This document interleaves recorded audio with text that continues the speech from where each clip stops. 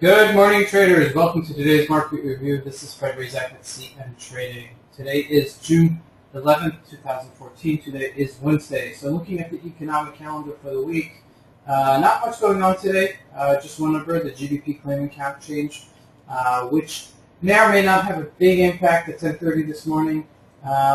Historically, this is not the biggest number in the market, but it has impacted the market before. So if you are in a position in the GBP, just be aware of this number coming out. It could save you some dollars. Looking right here, just at the Euro USD, we're at the bottom of this range here at 135.25, and we've bounced about 30 pips from this just in the past day or so. Looking at a weekly chart, we're at this 135 level, okay, or close to it. So this is a major area. So I would expect some sort of bouncing into maybe challenging 136 at some point over here, just to challenge it again. Look, it's much harder to trade the euro because it has so many levels. Okay, but I would look to again, I would look for it to fill this gap between 135.5 and 135 to 136. So keep it on your radar. Let's see if it does slowly make its way back.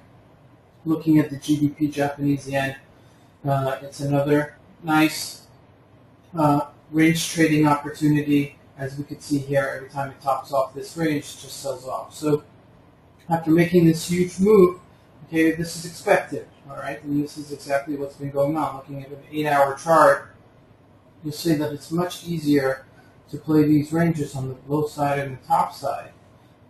And that's exactly what had happened here. And these are opportunities. We mentioned this the other day, I believe, that to jump in here a little bit short. Now we're in the middle, so it's a little bit more difficult to decide where to really as an entry point. But if we do hit somewhere closer to the 170 level, 170.20 level, I would look to cover my shorts and go long. If we do rally at this point and try to hit this upper level, then I would say I'd maybe get a little bit more aggressive and anticipate a breakout. But it has really given itself some strong history that it's not ready for a breakout. But you never know. Okay, so you have to be prepared in the different scenarios.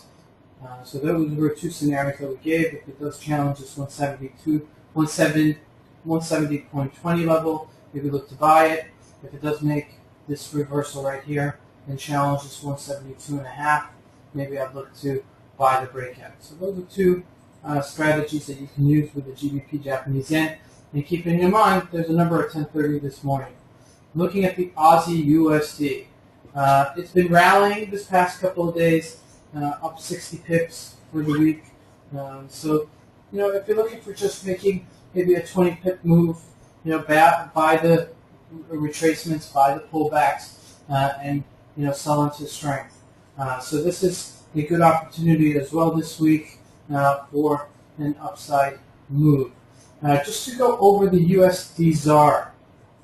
The USD ZAR has gotten much stronger recently, just perking up ever since it hit. This is not a good chart to show that, but ever since it hit 130, the 1030 level, the 1030 level down here, we've had this nice rally for the US dollar and the weakness for the ZAR.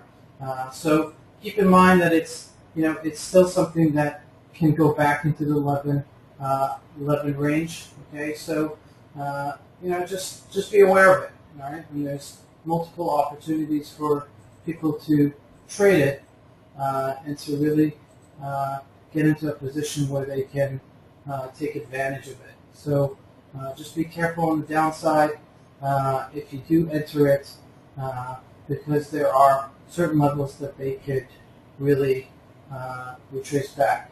Looking again, just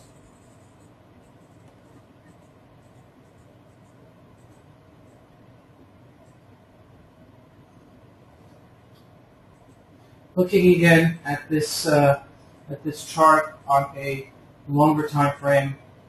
Okay, wait for that to populate a little bit. Just bear with me. There we go.